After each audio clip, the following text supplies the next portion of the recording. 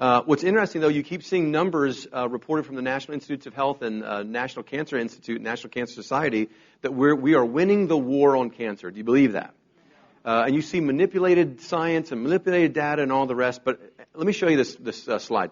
So don't worry about all these numbers. Basically what it means is every single year we get about 1.7% increase in the amount of per capita. So it's increasing the amount of cancer diagnosis that we get. Did you get that? 1.7. The 3.4% number is actually the amount of cancer deaths that we see per capita per year. What does that mean? There are more people dying from cancer than there is even an increase in the amount of cancer that's there. Now, there's a lot of things we can theorize about why that's the case, but in my opinion, it's the fact that we're killing people with cancer faster than people are actually even getting diagnosed with cancer. In fact, what do you see? Most people in the United States don't die of cancer anymore. Where do they die from?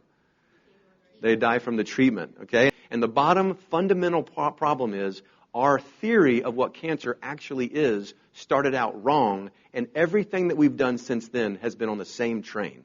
Got it? So the real thing is, and I'm going to show you just a cartoony picture of the cell, but there's two conflicting views on what cancer is. You can read it there. Is it a nuclear genetic disease or is it a mitochondrial metabolic disease? And this is the start of everything that we're going to talk about today, because it either is a genetic issue or it is a mitochondrial metabolic issue. Got it? But it just can't be looking at it the way it's been before, just a genetic issue. Got it? And listen, in the cell, there is a nucleus, and there's mitochondria, okay? And yes, both of them have damage to it.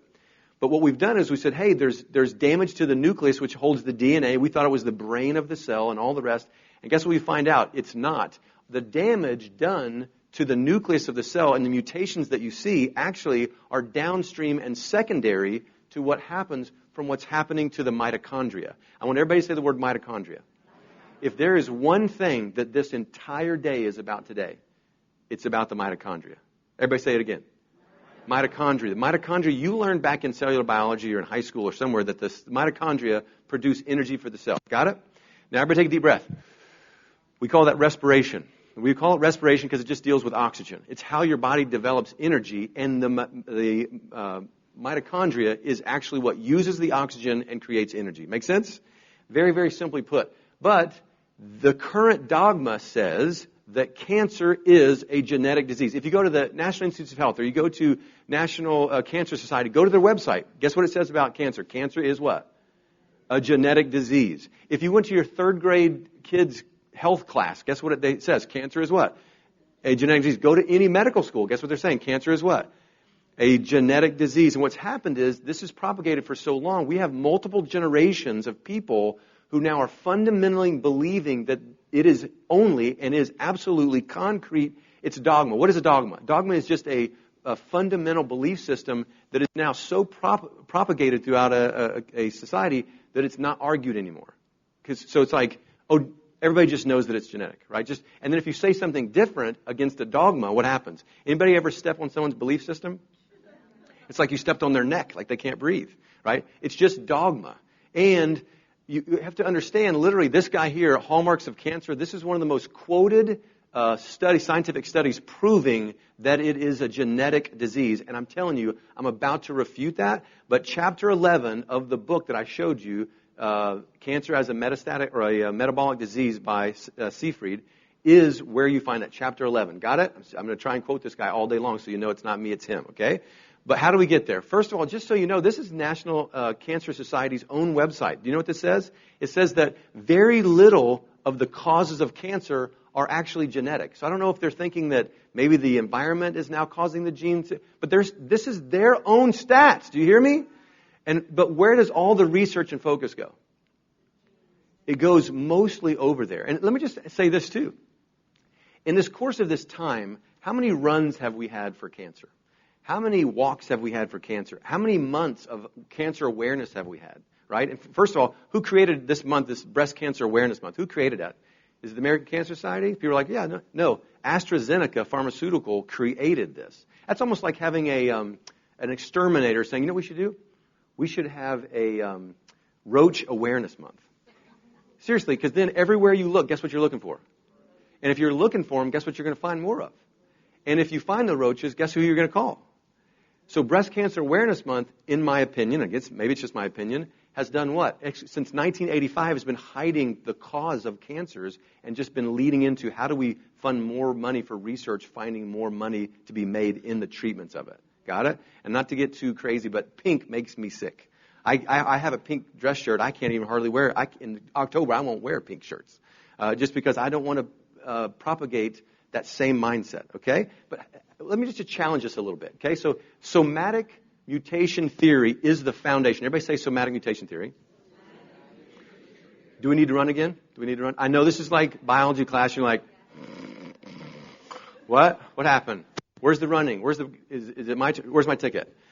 The point is, the somatic mutation theory is literally, all it is means this. It means that everybody's theory of cancer is you make new cells, right? So as it makes a new cell, there's a mutation. And then there's another mutation. Eventually, at some point in time, you're going to have a malignant cancer, neoplasm. Okay? That's the theory that we have. Nobody knows how many mutations it takes. Nobody knows how the mutations are. Actually, what's really interesting is you start getting into the science that is right now. Every single cell in a tumor, how many cells are in a tumor? Even a tiny tumor. Hundreds and hundreds of thousands, millions of cells. I don't know, lots of cells, right? I think, a lot. Do you know every single one of those cells in a cancer tumor, even of the same type, every single one has its own genetic mutation like a fingerprint. They all have different mutations. Did you know that? But where this has led us now is to things like personalized gene therapies. You guys heard of this? Like genetic therapy. It's where the train is going. Everybody wants to preach a message that this is the most cutting-edge generation of therapy that we can do for cancer now to this day. And so you start seeing images like this lady looking at a screen after she's gotten cell types from like this, for instance, this is a breast cancer cell type, and now she's looking at that, trying to quantify which mutations this person has or doesn't have, and then base therapy somehow around that. Does that make sense? Right? The problem with that is, first of all, okay, how do you actually get cell types to do this genetic testing? Say it. A biopsy. So how do you get a biopsy? So you have to stab tumors to get tissue out. Yes or no? Right? If I stab a tumor, have I just changed the microenvironment of those cellular structures? If I change the environment of the cellular structure, is it going to change gene expression? And the answer is yes, it will. So if I stab it and I change gene expression, haven't I just changed the very genes that I'm checking to see if that's going on? Does it make sense? It's called inflammatory oncotaxis. It means that as we're looking at these genes, they literally change because we're messing with them. Which means, I'm not even saying that it wouldn't be redemptive to do this if there was a redeeming quality. And guess what I'm telling you? There is not a redeeming quality. It's $7,200 to get this test done. And I just had a patient the other day. She was talked into getting a double mastectomy and a full hysterectomy. And she doesn't have cancer, and they scared her because they're using stats like she's 65% more likely to have cancer now because she has a positive BRCA analysis, BRCA1, and you should go ahead and have them removed, right? And so they do this. Now the point is, where do they get the 65%? Now again, I don't want to talk out of turn. I'm not a genetic cancer expert, but I can tell you it's just from like averages like 65% more likely to have cancer because of what? Because if she has a standard American diet, if she is eating processed food, if she eats a lot of sugar, if she doesn't sleep, if she's under stress, if she is having a bad year. Do you guys see where I'm going with this? 65% what? How can you prophesy that? You can't, and yet you create enough fear that people will literally remove appendages to keep from having cancer. Do you have a problem with that? Right? And so, again, this is just where we're headed. And let me ask you this. What is more logical? Is it more logical to find every single part of a cell inside of a tumor that makes it individualistic? And just like this guy says, there is 100 million, at least several 100 million mutations that we could map out. Does it make sense to try and find every single detail that makes every single cell of a tumor different so you can give that type of care? Or is it more logical to find what every single cell of that tumor and all cancers have in common so that we can treat it that way? Which makes more logical sense? The latter, right? And so that's what I'm going to assess and ask you to agree with me today, all right? Or just ask the question of, right? But you really go against this current dogma, and anytime you bring this up, especially in oncology fields or medical fields especially because they've learned this and it's indoctrinated, You literally have people now that are just so into this that they don't want to talk about it, they don't want to hear it, and they certainly don't want to see it. And guess who are the hardest people to get to change their minds on this? No, you're wrong. It's actually the patients that have been diagnosed. And why is that, you think? It's because fear will make you grab a hold of something, and if you're grabbing a hold of something, how tight are you going to squeeze it? Even if it's wrong. And so the hardest people to get to, so I wanted to tell you this because you're going to leave here today and want to give this information to everybody. And I don't want you to get discouraged when you talk to people who have cancer and go, you got to listen to me, and they're the hardest people to get to open their ears. Got it? But this is a dogma, and here's the real problem. It's called the oncogenic paradox.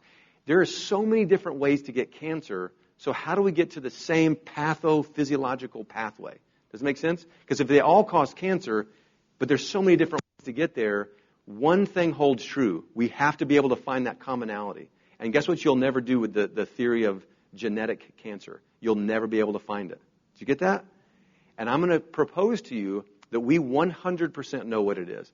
And it looks like this. Okay? Now this is from his book. Again, this is Dr. Thomas C Seyfried. He actually put all these things. Chapter 11 in his book goes through, I don't know how many studies, but it's so many that if you're not a scientist, you'll probably fall asleep in the book. Like, it's heavy-duty stuff. Like, you got to read 2 or 3 and then take a nap and then get up and read again and take a nap and then read again. The point is, I'm just going to show you, he actually made this as a visual to bring all those studies together. So I know it's scientific. Everybody stay with me. Is it okay? So what we do know is this. Normal cells beget normal cells when they divide. Everybody with me? Can I get an amen? Tumor cells, when they divide, they make tumor cells, right? So to see if the nucleus, the genes, the gene expression was the cause of cancer, they put a tumor nucleus, right, with the genetics, in a healthy cell and let it divide. And guess what? It didn't ever become cancer. Even with all of the genes turned on, even with all the positive cancer genes and all the rest. Then they took a cancer cell and they put a healthy nucleus in there, right? So this is all healthy genes and healthy expression of genes. And guess what? It didn't become healthy. It actually stayed and became continually what? More cancer. And so this is a lot of different studies to get to this end point, is that it is not, everybody hear me, it is not the nucleus. In fact, here's what I want you to really get. And I'm going to do a little chalk talk. You guys like chalk talk? I like chalk talk. My wife loves it. She talked me into it, so I'm going to do it. So here we go. So I'm going to put a normal cell. Okay, so normal cell. Okay, like this. Okay. So normal, and I'm going to put like this. I'm not a good drawer, but let's do this. Right? So here is, can everybody see that? Right? So the mitochondria, do you remember the mitochondria have these things going in them like this? Like that? They kind of look like squiggly lines if you look at them on microscopy. You guys remember that kind of? Some of you guys are like, oh my gosh, he's talking about cell biology. Anyway, so this is what this is. So we look at this, and we put this down here, and we look at an enlargement of that, like that. That is a normal cell. And what happens is, let's talk about the energy pathway. So I know I'm getting deep. You guys follow me? This is why we did this at the beginning of the day, because at the end of the day, you've been like, can we just get some food? So right here. So energy pathways, okay? So what we're going to do is, there are certain things that all normal cells, healthy cells, use for energy. So one would be ketones, okay? Next would be sugar, or what's another word for it? Glucose. So I'm going to put glucose here. Glucose, okay? And then, of course, with either one of these two, we're going to use oxygen. Everybody with me? All right, so we're going to put these into this mitochondria. Everybody say mitochondria. And on the other side, it's going to spit out energy, okay? So like fuel, like gasoline for your car. And that's going to look like ATP. Everybody with me? Got it? So just one molecule of sugar or glucose and one little tiny molecule of oxygen equals 36 ATPs. Now to give you an idea of how amazing, yes ma'am. ATP is just energy. It's a molecule that is the molecule of energy for a cell. Got it? And so this is like, this efficiency is like putting a thimbleful of gasoline in your car and you being able to drive all the way to California and back on one thimbleful of gasoline. Did you get that? That's how efficient a healthy cell is. Now the problem with it is, you get to a cancer cell, so cancer cell, okay, I'm going to go right here, like this, and put these in here like this, like that, and then take a mitochondria out of that and blow it up, and you're going to see something looks a little different. And basically, fermentation, good. Doctors write bad because we can't spell. Like this. Now, what happens is this. If you'll look at the research, you'll notice that, actually, let me go back, that mitochondria start looking a bit different. This is normal cells. So the mitochondria have these little squiggly lines in it like this, and it helps them use the oxygen to create energy. What you will never find, what's the word I said? Never?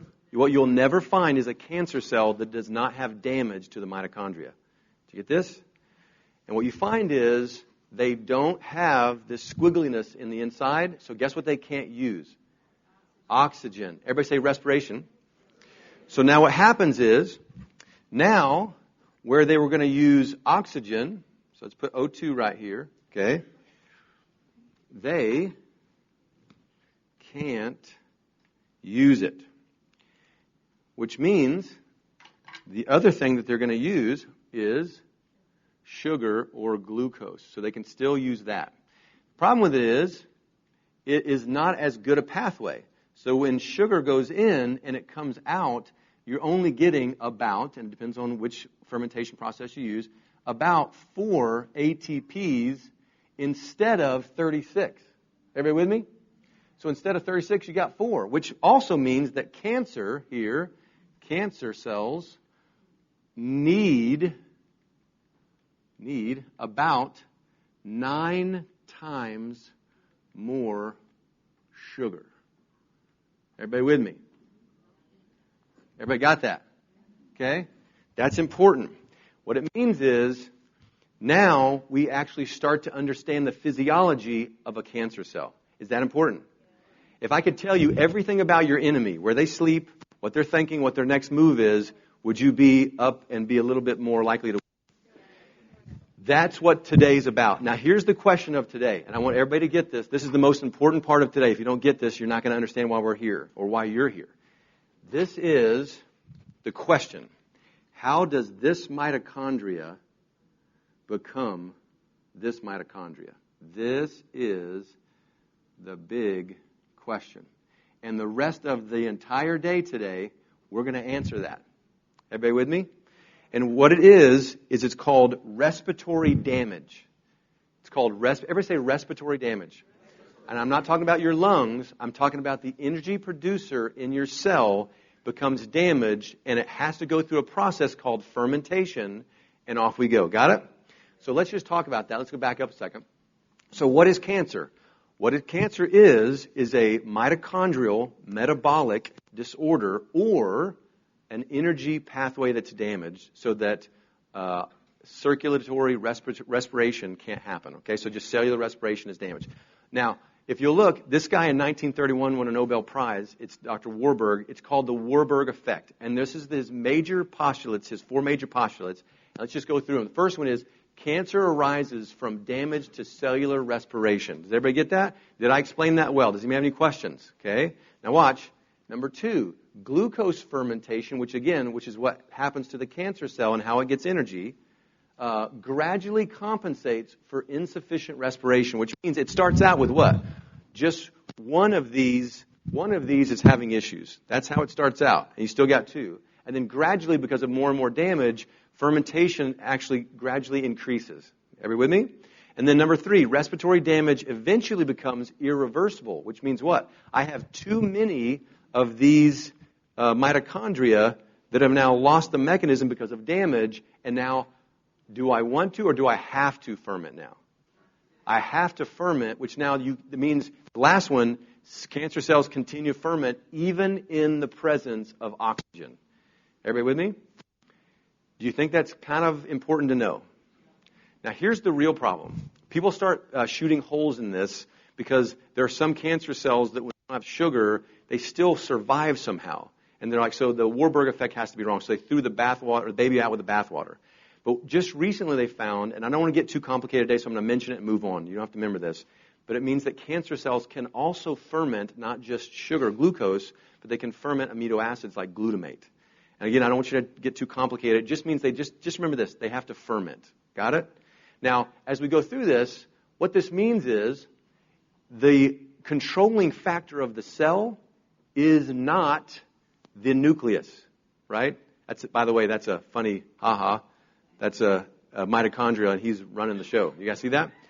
For instance, example here, if I take somebody's cells and I decrease the oxygen to them enough, they're actually going to trigger the kill switch in the nucleus, and it's called apoptosis, programmed cell death, and the cell will die. Everybody with me? That's how that works. So then the question is, if this is the case and I'm damaging and I'm not getting oxygen, then why doesn't the cancer cell just turn on the kill switch and then kill itself? And here's the answer. It's because the kill switch is controlled by, guess what? The mitochondria, and if the mitochondria is damaged, guess what? It can't signal apoptosis or cell death anymore, and guess what doesn't die? The cell doesn't die, and it goes into just its regular mode of proliferation, and it just keeps on building. Did you guys get that? That's what this looks like. Now, here's the other thing. If this is in control, think about what this means. Like, for instance, we think that the United States government, the federal government, is in control, right? But it's all about the currency, right? It's all about what is the currency of life? If this cell doesn't have energy, then it dies. Anything doesn't have energy, you die. Would you agree? If you don't agree, let me step on your neck for a second. Guess what happens? You're going to pass out. You have to have energy. So the currency of your cell is energy. So what it means is whoever's got the currency calls the shots. If these mitochondria are pharmaceutical companies, the pharmaceutical companies with all the currency are going to tell the nucleus exactly what to do. You guys with me? The problem with it is our entire fundamental belief system and mode of treatment and taking care of people has been based on what? A false preposition of what the disease was, which subsequently leads to 1,600 people a day dying in the United States.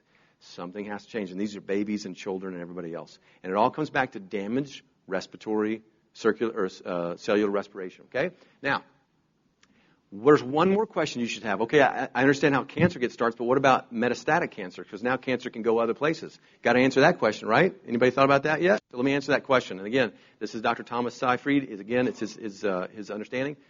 So let's just take a regular cancer cell, epithelium or something like this. Now cause a micro-damaged environment, just like we talked about. So you're damaging what? The cell or the mitochondria, or both, at least what? The mitochondria. So the mitochondria is damaged. We actually invoke the Warburg Effect. So when we start going into fermentation, everybody with me? So it's fermenting, right? Now it can't go back, so it's stuck in fermentation. And now it starts into its just normal mode of proliferation. And now we've got these cells amassing. Your immune system sees that, and one of the problems that happens is when it sees it, it sends cells to it as if it's a wound. And one of the main things that happens is you have macrophages, which actually gobble things up, and they actually fuse themselves to wounds to help you heal. What ends up happening is these red cells are macrophages, and they come out of blood supplies and things, and they can travel all through the body. They find that supposed wound, but it's actually cancer, and they release growth factor and cytokines. For a wound, that would heal it up, right? Because we're growing more cells and we're covering the wound. Except for if it's cancer and I give a growth factor, what happens? It's the opposite, right? So now this thing's taking off, and the macrophage actually is fusogenic. It wants to fuse itself into this muck of a mass of cells.